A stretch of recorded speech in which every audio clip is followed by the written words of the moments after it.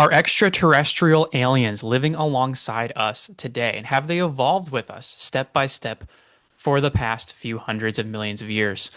That's the question we're going to wrestle with today on the Creation Reformation YouTube channel. My name's Jake Ramgren. I have a background in zoology, and I do work in creationism in a variety of ways, whether it's speaking or writing.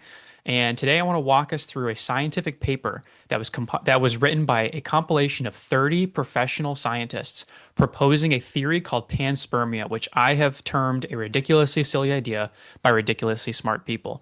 And I've given this talk a few times at schools in my local area, and I'm excited to share it with you today. You can find me here on the Creation Reformation YouTube channel. And if you're new to the channel, you can also find me at the website creationreformationnewengland.com. We have a bunch of new material out there for you. We've updated the blog in the past week with a satire article, and there will be more blog material coming out soon. We have a new virtual art gallery that depicts the events of the book of Genesis, chapters 1 through 11. So we have a lot of activity going on the website that we'll continue to put out more and more material for you. But if you prefer a video format, of course, the YouTube channel is still going to be up and running. So it's been a few days since I posted, so I'm excited to get into this one.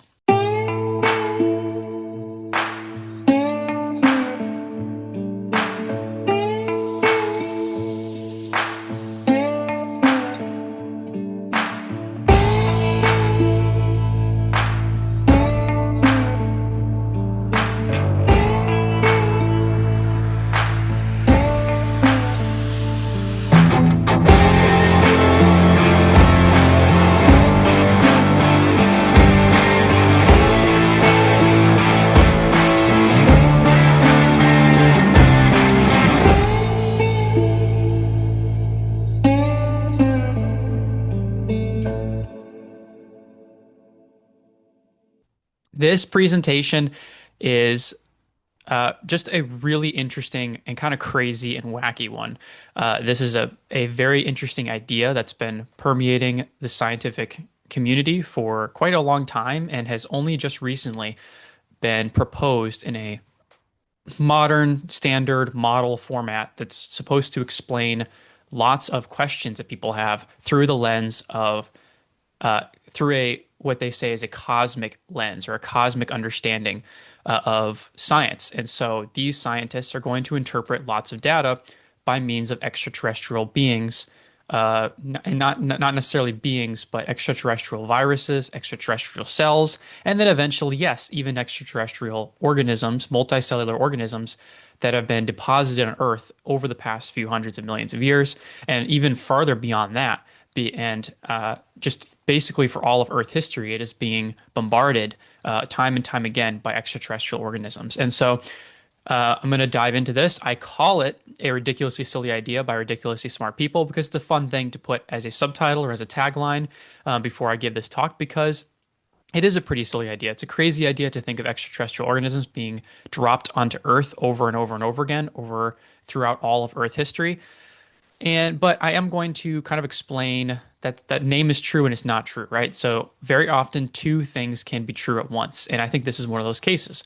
On the one hand, if you accept an evolutionary perspective on Earth history, as a vast majority of scientists do, there are some holes in that interpretation, in that model. And this idea of panspermia actually attempts to fill in some of those gaps in our understanding and actually gives an explanation for a lot of things. And that's why these 33 scientists are actually proposing it. They're saying there's some problems that we have with neo-Darwinian evolution, the modern synthesis, the modern paradigm, and we think this fixes some of the problems. So in that sense, and I'm always one to say that the theory of evolution actually has a lot going for it. It's actually a pretty good model that explains most of the data and information that we see. So under that perspective, which is a reasonable perspective, panspermia actually fills in some of the gaps in your knowledge and actually works. And so it's in that sense, it's not a ridiculously silly idea and is actually worth taking an honest look at. Now, I'm not really going to be taking a 100% honest look at panspermia as a model. This presentation, since I'm a creationist, I'm going to really be interested in some of the reasons why they hold the idea of panspermia, some of the reasons why they've actually dissented from common opinion on mainstream Darwinian evolution and some of the problems they have with evolution. And so, using extraterrestrials as a way out of some of the problems that modern day evolution theory puts people in. That's something very interesting to me as a creationist who is looking at this from a creationist perspective. And of course, I believe the Bible teaches that life was created on Earth. And so panspermia is kind of a non starter for me because scripture is very clear about this, that God created things on Earth. And since I value the Bible and scripture as a historical account, I'm not going to take too seriously the idea that extraterrestrials came from outer space. And accidentally on being carried on comets and debris from elsewhere in the universe. So, like I said, two things can be true at once. On the one hand, it's not a ridiculously silly idea because if you accept the mainstream evolutionary paradigm, this perspective fills in some of those gaps and helps you come to grips with some of the problems that you might have in your model. But on the other hand, some of the things in this paper are ridiculously silly ideas. There are some crazy leaps in not logic, but leaps in theorizing, right? It's very theoretical and it's very much using extraterrestrials as almost a rescuing device of like, we don't think this works in the mainstream evolutionary paradigm, and therefore we think this was extraterrestrial. So excited to get into this. I'm putting that caveat in there that I'm coming at this in a perspective of what makes these 33 scientists dispute some of the claims of mainstream evolution theory. That's going to be fascinating to look at in this paper. And then maybe another video later on can actually evaluate the claims of panspermia and interpret that as a model. But this presentation is going to use the paper on panspermia to talk about today's theory of evolution. Because a lot of the things these scientists bring up match creationist talking points very, very, very closely. And so it's going to be kind of interesting to see them say the quiet part out loud.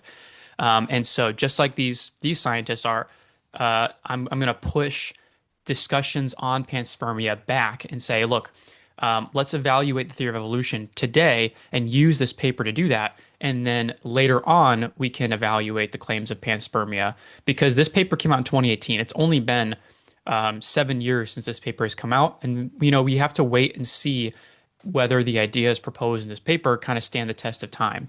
And so I'm kind of rambling on at this point, so we're going to get into this. Let's talk about this paper on panspermia. I'm hoping to post another video on this paper later on that's going to actually go through the paper claim by claim, and it's going to be way longer. But for now, we're going to go through this PowerPoint presentation. This is the seminar I give on panspermia. What are the reasons to think some organisms that live side by side with us on Earth are actually extraterrestrial? So let's get into it. Alrighty, so I've already kind of explained what the idea of panspermia is, but just to make it ever so clear and as clear as I possibly can make it, panspermia is the theory that life was seeded on Earth from outer space. Now, this definition does seem to indicate that this was an intentional action, that extraterrestrials intentionally placed living organisms onto Earth. But that's not necessarily true. That's why it's in the passive tense, right? It was seeded, whether that was intentional or whether that was accidental. That's what panspermia is. And in fact, this paper is going to really propose the idea that organisms accidentally were seeded on Earth by riding on the backs of comets and extraterrestrial debris that then land on Earth, and the organisms survive space, and then they survive the contact collision with Earth, and they come out and survive on the planet. So it could be intentional, it could be unintentional. Famously, Francis Crick, one of the discoverers of the helix shape of DNA, he actually believed in the intentional seeding of life on Earth. But most scientists who consider panspermia a legitimate idea would say that it's more of an accidental or, that it wasn't intentionally it wasn't aliens intentionally seeding life on Earth. It was actually organisms that lived on another planet and then through some happenstance ended up on a comet, ended up on a space rock, and then landed on Earth from elsewhere. So panspermia encompasses both of those ideas, but this paper is going to talk about kind of accidental panspermia. So here's what the paper is. It was published in Progress in Biophysics and Molecular Biology. And so that's what it looks like. And those are the list of 33 authors, all of whom are experts in varying fields of expertise. And this is something that you'll see in science is when there's a big paradigm shift, when a bunch of scientists from different fields actually recognize a pattern and they want to bring attention to something big, they will collaborate and write a big paper that explains the geology, explains the biology, explains the genetics, it explains things from multiple different fields to try and make sense of phenomena using a big idea. So oftentimes big ideas in science will often be introduced in this format of a bunch of scientists from different areas of expertise collaborating and publishing a big paper. And unfortunately, there really aren't enough creationists in the young Earth creation science movement to really do something of this magnitude. The closest I can think of, in recent years at least, was the group of scientists who came together to publish a paper on our plate tectonics model, catastrophic plate tectonics. It was in the 90s, and there was a group of scientists, not 33 of them, but there were a group of scientists from different areas of expertise who came together and proposed this model of plate tectonics. I could also even think about a group of scientists who got together and became the Rate Project, right? And the Rate Project was a group of creationists who wanted to solve the challenge that radiometric dating proposed on creationism, and they wanted to answer the challenge presented to them. And so it was a group of scientists from the Creation Research Society and Institute for Creation Research, and they came together and they tried to tackle the problem head on. So just a couple of times in the history of creationism where this has happened, but it has happened more in the secular or mainstream world where lots of scientists come together and they publish a paper proposing this big kind of paradigm shift in the history of science. So this paper is called Cause of Cambrian Explosion, Terrestrial or Cosmic. And so that kind of introduces the title there, introduces the one of the main topics of the paper, which is the Cambrian explosion. And this, of course, is the famous phenomena we see in the fossil record, where in the Cambrian layer of the fossil record, which is one of the lowest layers, right? There's Precambrian, and then like right when you hit the Paleozoic, this is the first layer, and that is the Cambrian. And in the Cambrian layer, most major groups of animal life appears there, and in evolutionary terms, appears there very suddenly. And so that's one of the things that evolutionists have had to answer over the years. And this paper is going to take a crack at it using, of course, extraterrestrial beings, organisms, as an explanation for how you get so many groups of animals that appear pretty suddenly in the fossil record. Now, it's not suddenly. I think it's like a stretch of 30 to 40 million years all these organisms appear, but they have a lack of transitional forms leading up to each one. A lot of them appear suddenly in a sense that there's no transitional chain from more simpler organisms to those organisms. It's just they kind of appear. And over the course of 40 million years, which is still pretty somewhat rapid in evolutionary terms, you get most major groups of animals. So that's a challenge to the evolutionary model that they've attempted to explain and have good explanations for over the years. Stephen Jay Gould tried to explain this with punctuated equilibrium and things like that. But I'm not going to get sidetracked. We're just going to move right along. But the paper is going to attempt to explain the Cambrian explosion cosmically, not necessarily terrestrially. So, in their abstract, they say that life may have been seeded on Earth by life-bearing comets as soon as conditions on Earth allowed it to flourish, which is about 4.1 billion years ago, to give you kind of that timeline. And living organisms such as space-resistant and space-hardy bacteria, viruses, and more complex eukaryotic cells, fertilized ova, and seeds have been continuously delivered ever since to Earth, so being one important driver of further terrestrial evolution, which has resulted in considerable genetic diversity and which has led to the emergence of mankind. That is all, I believe, one sentence. So thank you, 30 scientists, for putting this sentence in your abstract. Basically, they're saying here, you can probably follow that. It's not a difficult sentence to follow, it's just long. Life was seeded here on Earth by life-bearing comets as soon as conditions on Earth allowed it to flourish. So what they want to kind of put in your head is this idea that life is constantly landing on Earth from elsewhere in the universe. And of course, it couldn't flourish on Earth until Earth's conditions allowed for life to exist.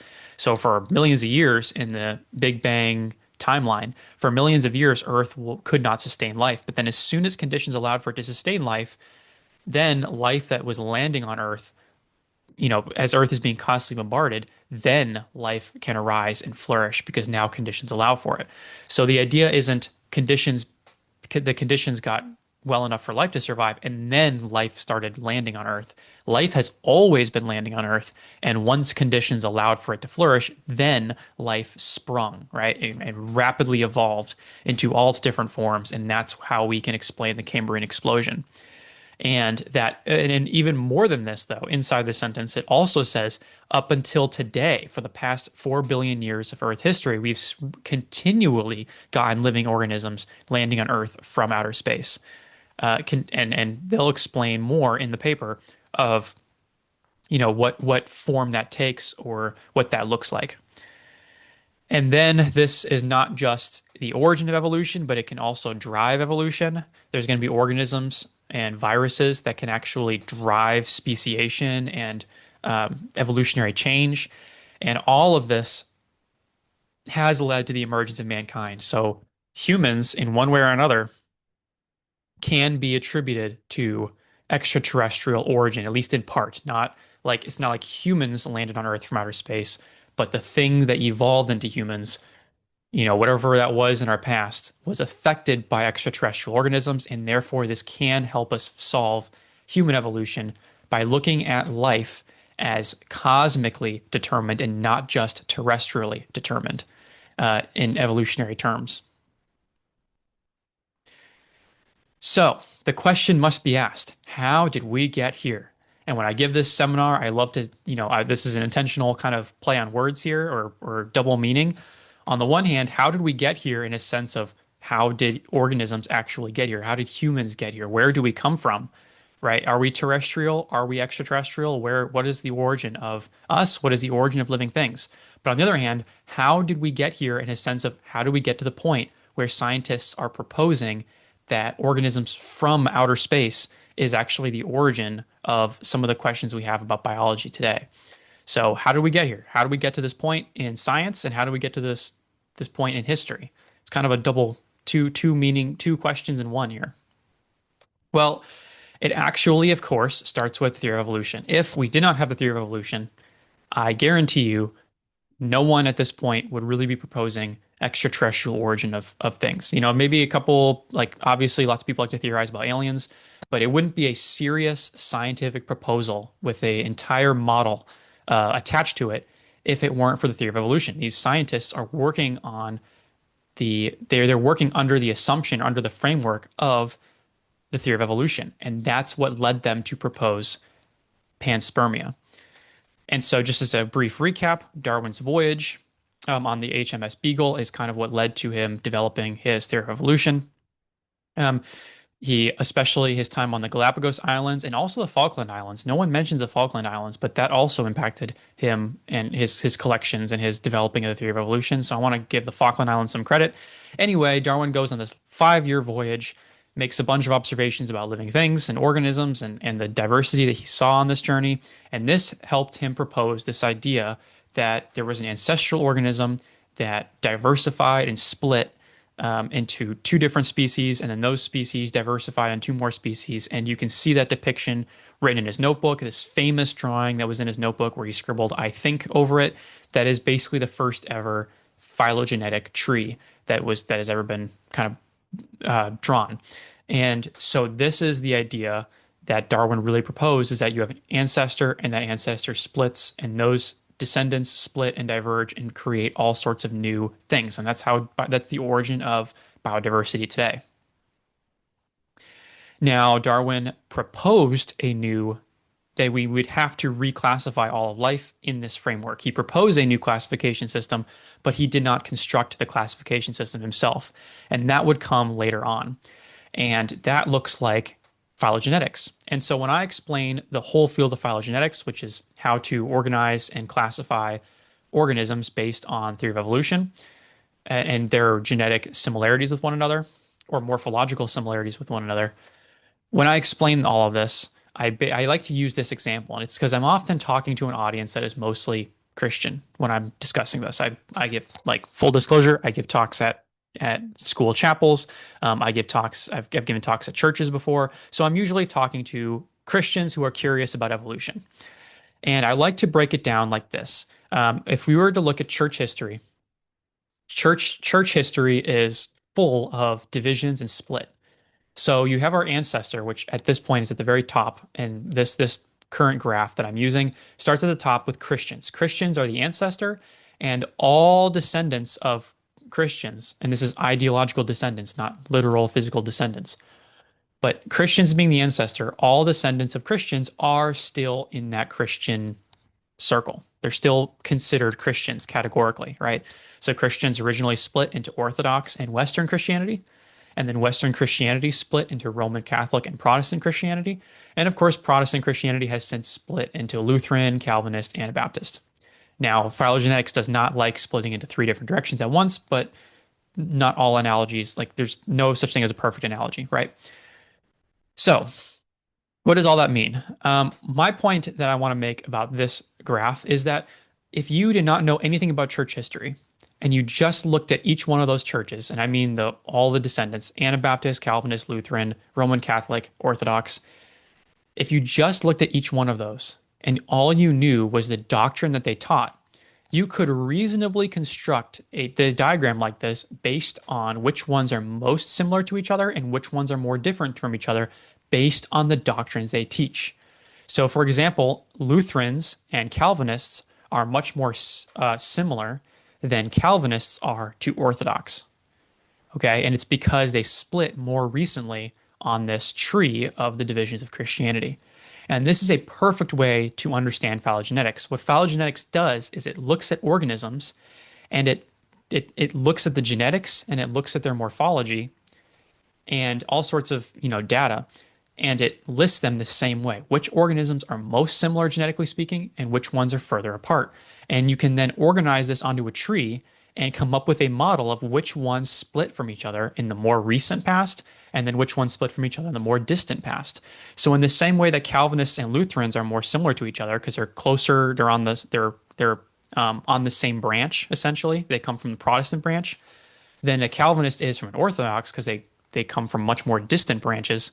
In the same way, we can say that birds and crocodiles are more closely related than birds are to ray-finned fish on the phylogenetic tree that I have on the lower picture. So it's the same exact idea. And we can look at the genetics of organisms and put together a family tree that shows which ones are more closely related than other ones. And it's the same exact idea. So hopefully that kind of helps you understand phylogenetics. Christians again being the ancestor, but then all descendants of that ancestor are also part of the ancestral group, which is why phylogeneticists will say that birds are reptiles and humans are apes and all tetrapods are fish, right? Because we descend from the fish branch in the same way that Catholics descend from the Christian branch and thus should be considered Christians. Now, if you're Protestant, you might have something to say about that, but that's a side point. So that's my best explanation for phylogenetics. That'll help understand, especially if you are a Christian and you can make sense of that Christian diagram. Maybe you know some church history, and that'll help you understand graphs like the ones pictured here of all the animals on the tree. So Darwin proposed a method of classification, but he never actually constructed a in-depth phylogenetic tree that actually explains how all organisms fit on the same family tree. So that fell to Ernst Haeckel and several others who developed family trees of all different species, and phylogenetics was born, basically. So there's Ernst Haeckel, and those are both trees that are attributed to him. And he organized all of life based on the idea of common ancestry. There's a common ancestor that is basically the trunk of the tree, and then as the trunk branches off, it's basically a species branching into two more species, and then those species branch off as well, and you eventually get all of modern diversity on the same family tree. So hopefully this is all making sense because it's important to understand how we get from here to panspermia. So evolution actually made a lot of predictions, and a lot of these predictions turned out to be true, and this is why so many scientists accept evolution today. So based on phylogenetics and based on just the theory of evolution, basically, um, evolutionists predicted certain things. Okay, they predicted that organisms that are very similar, genetically speaking, would have branched off in the more recent past. Okay, so a human and a chimpanzee should have branched off very recently, and they should be very recent in the fossil record. In the fossil record, evolution predicted that you would see very simple organisms that start off at the bottom of the fossil record, where it's allegedly thought to be the oldest layers. And as you go up the fossil record, more and more complex organisms would appear and evolve, right? You would start to see more and more complex organisms as you go up the fossil record. And that's actually what you do see. When you look at the fossil record, we all know like there's tons and tons of trilobites that are at the very bottom, and all these marine invertebrates that are at the bottom. And then as you move up, you're going to start to see bony fish, and then eventually your ocean animals become land animals. Ocean plants become land plants. You get your first tetrapods, your primitive amphibians, and as you move all the way up, you start to hit the dinosaurs in the Mesozoic. And I don't really have to lay out the whole fossil record for you to say that that's exactly what we see. We see simple creatures at the bottom, and as you move up, more and more complex creatures appear, generally speaking. And you can see that in the geologic timescale graph that's there on my slide. Look at the very bottom. Those are pretty simple marine organisms. And as you move up, things get more and more complex and also more and more terrestrial. So I kind of laid it out there for you. This is a slide that I used to use when I taught biology and I would teach evolution. You have microscopic organisms appearing first. Plants appear, primitive animals appear, and there's no like place where these organisms, there's no place like once fish start to appear, you still see fish as you go all the way up, right? There's nowhere that fish fossils just stop. But the appearance of the organisms is the important part. The appearance of the organisms is key. So microscopic organisms appear first, and then more and more complex creatures appear in the fossil record. And so mammals and birds are at the very top. Reptiles are kind of nearer to the top, but in the middle, and the primitive organisms, the fish, the trilobites, are at the bottom. That's where they appear. Again, they are maintained throughout, but that's where they appear.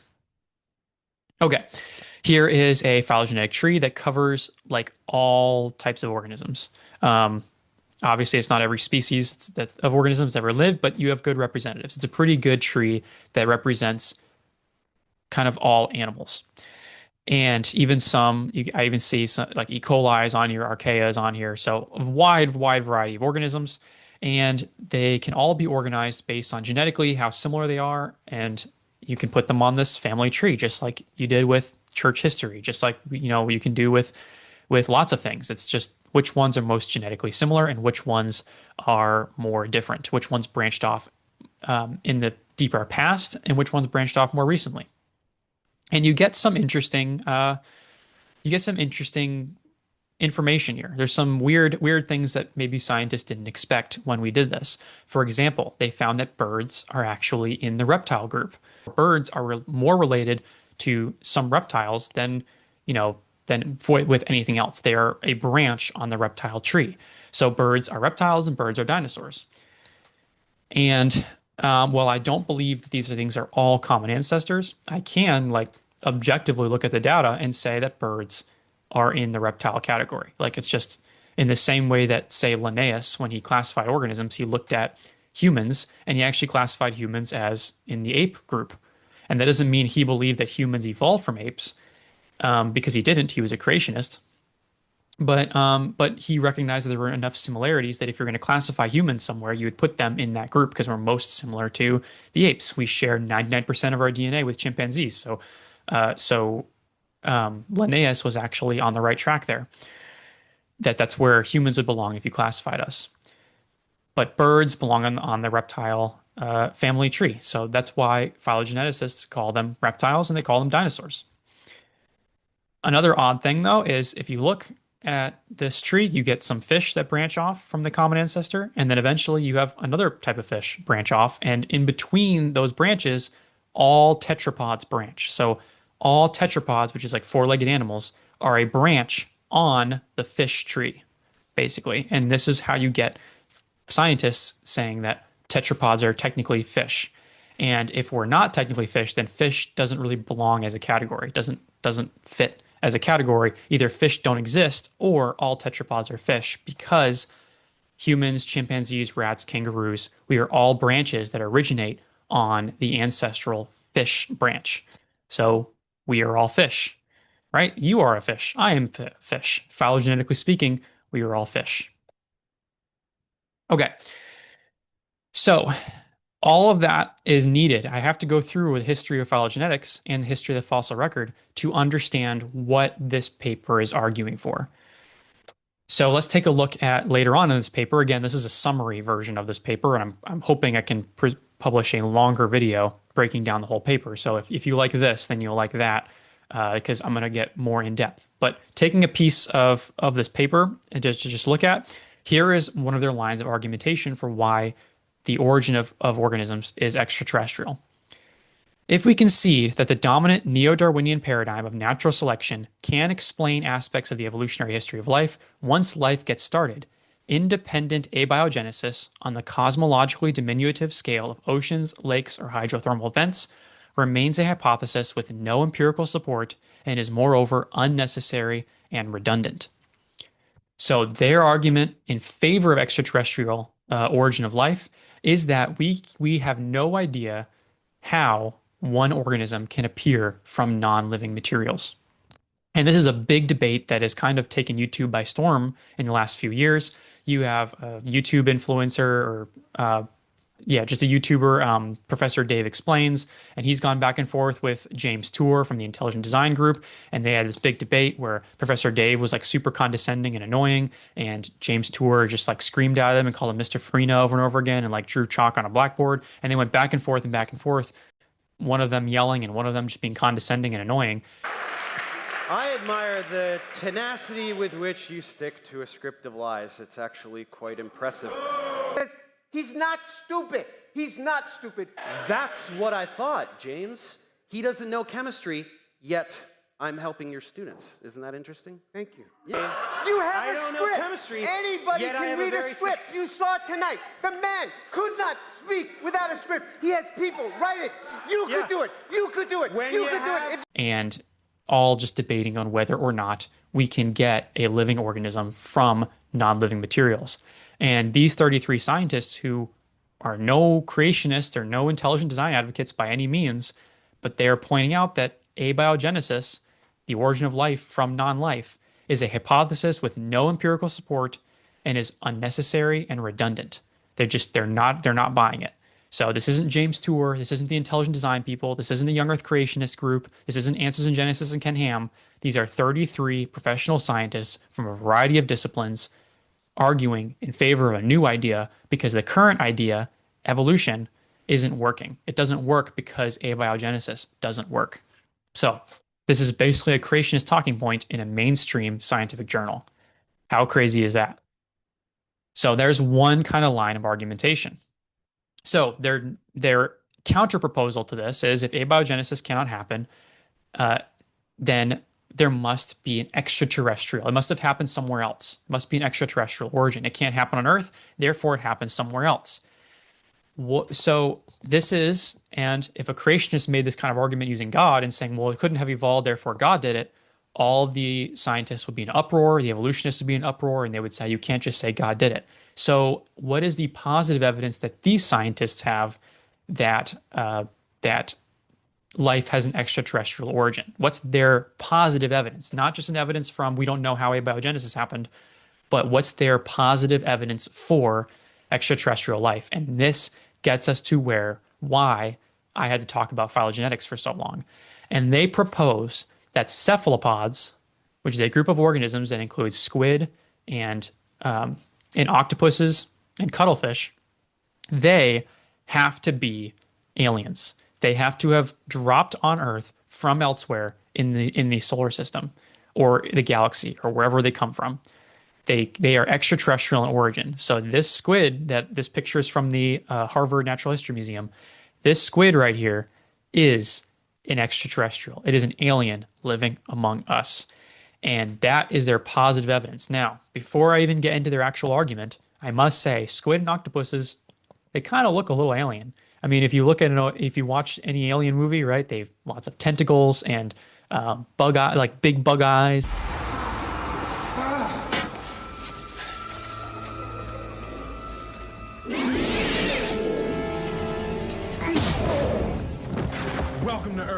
So they look pretty alien to me. So, I can kind of reason with this. I kind of like where this is going. So let's dive into this. What makes them think, besides the fact that it has tentacles and big eyes, what makes these scientists think that cephalopods are extraterrestrial? Oh, and there's the group of cephalopods: squid, octopus, cuttlefish, and nautilus. Okay, let's dive into the reason why they think cephalopods are aliens.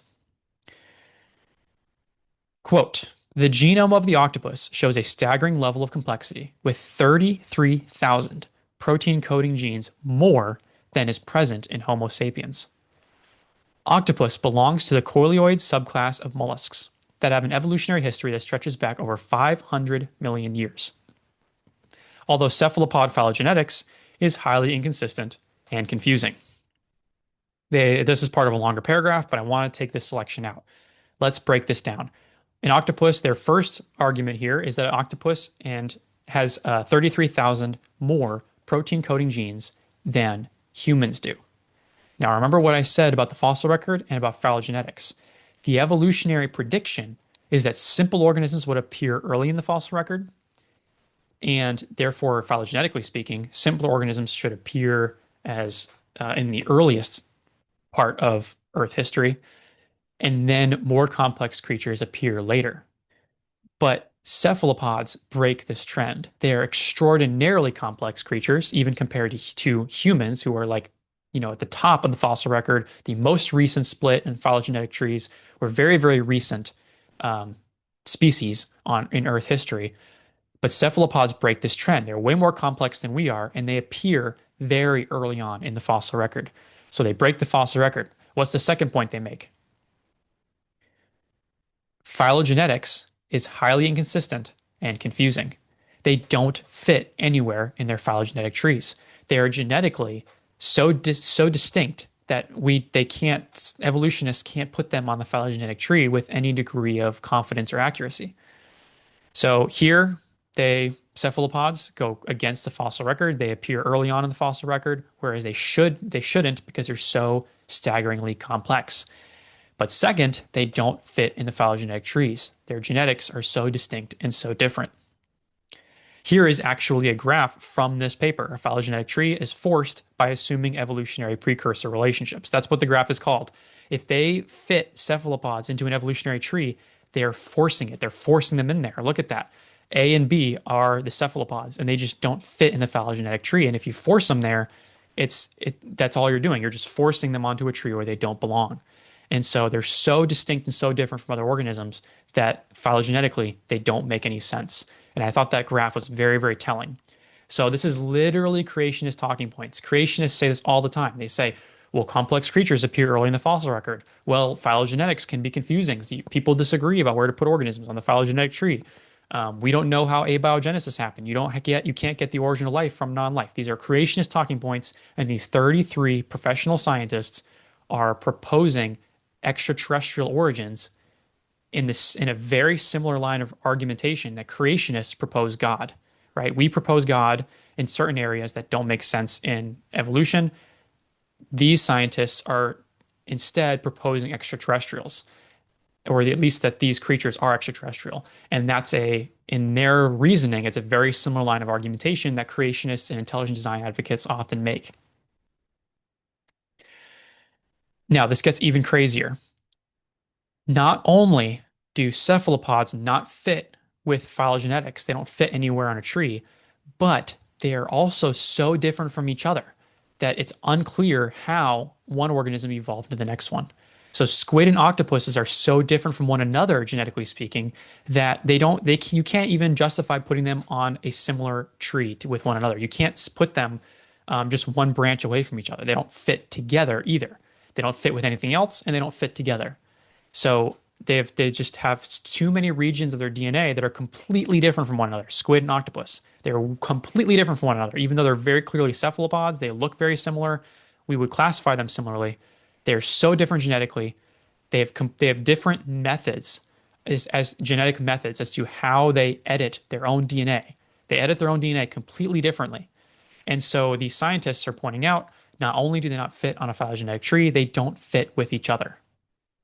Therefore, this is the craziest part of the paper. This is the graph I love showing people because It's really difficult to take a graph from a science paper and explain it to a group of middle schoolers. Okay. And I've tried doing it before.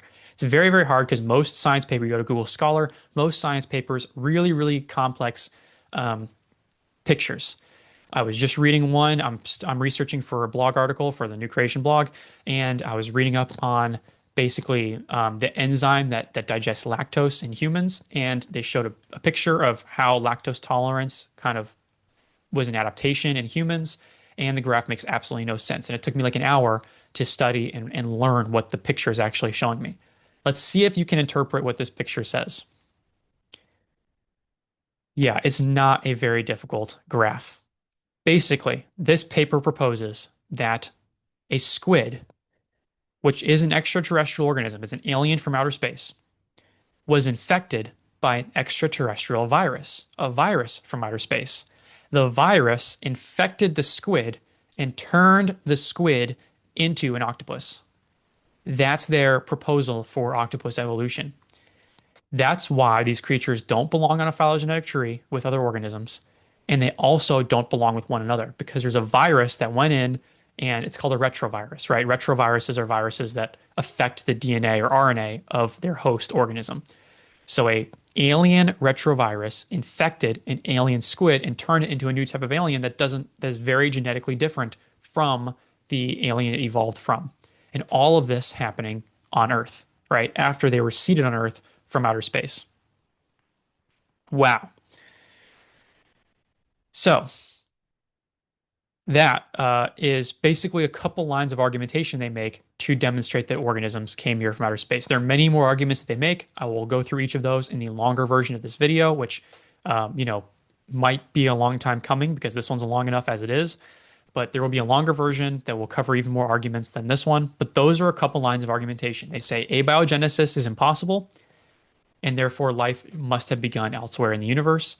And cephalopods are so unique, so distinct, and so different, they could not have evolved in traditional evolutionary paradigm, and therefore they must be extraterrestrial in origin. And then they even explain how different squid are from octopuses by they just insert an extraterrestrial virus in there, mutate the DNA, and that's how you get an octopus. I mean, I'll go back to the graph. It's literally squid plus virus equals octopus. It's the simplest picture I've ever seen in a scientific paper. It's quite mind-boggling. I love showing it to people. It's like, look at this. It's like the simplest thing ever. It's a math equation for, first graders. It's 1 + 2 = 3. So pretty amazing that they had to, they put this together to kind of show you what they're thinking.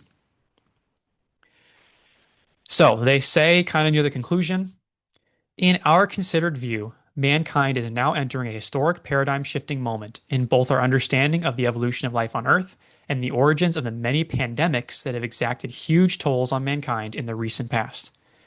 Indeed, all of us have contributed directly as co-authors of this paper because, in our considered opinion, in confronting the wide range of scientific data, all the scientific and societal evidence seemingly points in one direction, an all-pervasive cosmic biology, mediated mainly by cometary transfers, being a driver for life on Earth. We believe the signs of this change are now so apparent that one of the biggest backflips in the history of science is now on our doorstep. So these scientists are not stupid people, right?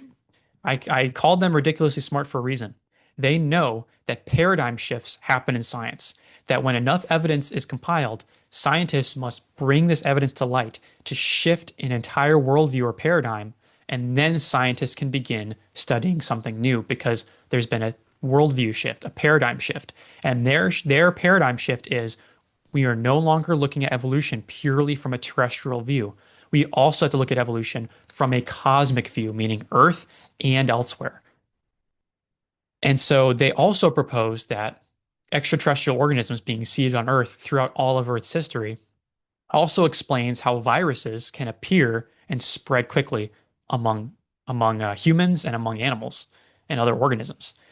And they've pointed to multiple times in human history where a virus has appeared suddenly and spread. And by the way, this was before COVID. This paper was 2018. Something to think about. They are talking about how viruses appear suddenly and spread. And then literally 2 years after they wrote this paper, guess what happened? A virus appeared and spread, and we all had to go into quarantine, and it was miserable. So, kind of a fascinating point to make there. So, I'm not saying they're right. I'm not saying viruses kind of came from outer space, but these are smart people, and they have compiled a lot of evidence and a lot of things that they think make sense in their view. And it just so happens that 2 years later, a big virus broke out. Now, this is where we get to the crazy part. I know you thought the rest of this was crazy, but nothing is actually crazier than a mainstream scientist, conventional secular scientist, talking about intelligent design in a scientific paper, peer reviewed, published by 33 scientists. Nothing is crazier than that. This is in the one of the appendices at the end of the paper. Remember, there's 33 of them, and it says one of us, and they give the initials so you know who it is. One of us thinks that the complexity and sophistication of life cannot originate from non-biological matter under any scenario over any expanse of space and time, however vast. If this were to be so, then supernatural intervention or intelligence would be required following the standard Big Bang. Whoa, this is crazy. This one of these authors is saying that even if you say that life did not originate on Earth and originated somewhere else in the universe, there is no way that a single cell can arise from non-living materials, no matter what conditions, no matter what scenario, no matter what elements you put into the equation. It cannot happen. If this were true, if this guy is right, then it would require supernatural intervention to create life. Amazing. Again, I'm not really breaking down the theory of panspermia in like any critical way. I'm not critiquing the idea that things came from outer space. I'm really critiquing the mainstream view of evolution, and I'm using these scientists to do it because these scientists aren't Christians. They're not necessarily. They're not creationists. They're not intelligent design advocates. They're mainstream scientists. They publish peer-reviewed works. They're experts. They have PhDs, and they are coming at evolution with lots of criticisms that evolutionists criticize creationists are bringing up, right? So this is a pretty important paper for us. And so it's almost like evolutionists have to kind of own up to their whole theory. If they're going to own up to their whole theory, they might want to start considering that they have to accept extraterrestrial origins of things. And at that point, we move to a point where everybody, creationists, evolutionists, everybody alike, is pointing to something outside of merely terrestrial evolution to explain biodiversity. Christians advocate for intelligent design, divine intervention, God's creation, and then mainstream scientists might have to start advocating for or pointing to extraterrestrial or cosmic origins. So we're both appealing to something outside of terrestrial evolution, and time will tell if panspermia actually leads to a good model. And so they bring up a lot of good points in this paper, but of course, I believe life did originate on Earth because Scripture teaches God created life on Earth, right? And he looked at it and he said, "This is good." All right, so and that's where we get to the main point. So when I speak at chapels, when I speak at schools, this is where I get to. There is an alternative, of course. We don't, if you're, if you lean towards the view of evolution or you are an evolutionist, you don't have to accept that life came from elsewhere in the universe. I think there's an alternative perspective here that has been around for thousands of years, and it's been attacked and attacked and attacked over and over and over again, and it's still holding steady and it's still strong. And that is that the origin of life happened on Earth, and it's when God said, "Let the earth bring forth," right? God spoke, and he spoke living things into existence, and that gives us the origin of life right here on Earth. It gives it to us in the recent past, and you have the explanation right there. And I know scientists don't love to just take the Scripture's word for it, but the Bible, in my opinion, is, and really the opinion of many, is the most attacked, the most ridiculed, the most criticized book in the history of the world. And yet, thousands of years after it's being written, it's still changing the world. It's still historically sound. It's still admired and changing the world. And I think it's worth listening to. It also gives us the origin of animal diversity, right? God said, "Let the waters bring forth abundantly the moving creatures that hath life. The fowl they may fly above the earth in the open firmament of heaven. And God created great whales and every living creature that moveth, which the waters brought forth abundantly, including the cephalopods, after their kind." So this gives us animal diversity. We don't need extraterrestrial viruses. We don't need crazy cosmic math problems of squid plus virus equals octopus. We have each kind made there. And why did God create all organisms to be organized in phylogenetic trees very eloquently and then created cephalopods to just not fit the bill whatsoever? I don't know why he created it that way.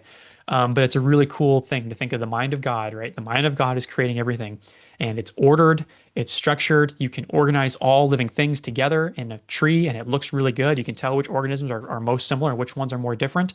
And then God just puts a curveball in there, and cephalopods are just completely different and they don't fit anywhere. They don't even fit with each other. They're just crazy different. He gave creatures that live in the ocean that have tentacles, he gave them complex eyes. He gave them more protein coding genes than he gave humans. And the question of why did God create it that way is just as compelling of a question as why did they evolve that way? It's just as mysterious, it's just as confusing, it's just as mind-boggling, and it's just as exciting to me as a zoologist to consider. All right. To me, I'm studying the mind of God and why he would create something like that. To an evolutionist, they're saying, how is this so different from everything else? Right. Both of those questions are interesting questions that are worth thinking about. They're philosophical. And I think we're on equal playing ground. We're on equal playing ground here with the evolutionists, right? We're on the same level. It's not like we're asking stupid religious questions and they're asking scientific questions. Both of those questions are interesting, they're compelling, they're philosophical, and it's like, why do cephalopods not seem to fit with everything else in creation? And finally, the creation of man. God created man in his own image. In the image of God, he created him, male and female, created he them. And so the paper does talk about human evolution more than I talk about in this video. It talks about how humans have been impacted by extraterrestrial viruses and how retroviruses have impacted our genomes. And I don't think, maybe viruses have affected us sometime in the past, but I don't think we need to appeal to extraterrestrial impacts to explain the creation of man and why we operate the way we do and what the origin of viruses actually is. We have the answer. God created man in his own image. He created him in the recent past. And again, asking the question, why did God create humans this way is just as compelling and interesting of a question. It's just as philosophical as why are humans like this, genetically speaking?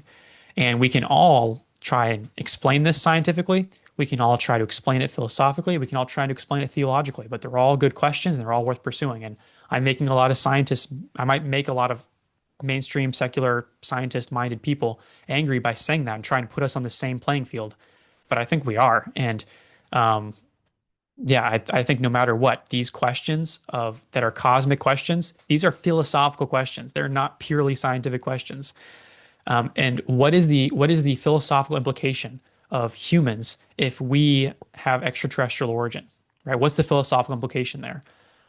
What does that mean for us as a species, right? Those are very philosophical questions that mainstream scientists have to answer if they're going to go down the route of panspermia.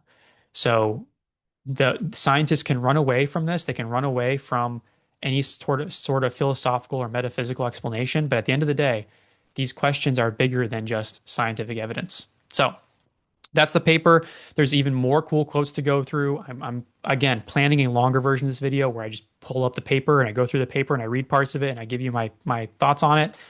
But this will do for now. I think I've gone on for quite a while, so I will wrap things up. But this is a paper. You can find it for free online. It's PDF. You can access it, read the whole thing. It's like 25 pages or something. And it's a really cool thing to show. Maybe if you are in conversations with people who are not creationists or intelligent design advocates, they're, secular minded, and just say, hey, there are actually problems with the neo-Darwinian current evolutionary model. And this paper is pointing them out. And that's good backup for us because these scientists, like I keep saying, they're not creationists. They're not intelligent design advocates. They are on the same team as mainstream scientists, and they're pointing at the same problems that creationists have been pointing out for a long time now. So fascinating paper. Go look it up. I have it there in the slide at the beginning. Find it, download it, read it, and then join me next time when I tackle this paper in an even longer format than I did tonight. So thank you so much for joining me. Again, check out more of my material at Creation Reformation New England.com. My name is Jake Ramgren, and this is the Creation Reformation YouTube channel. I'll see you next time.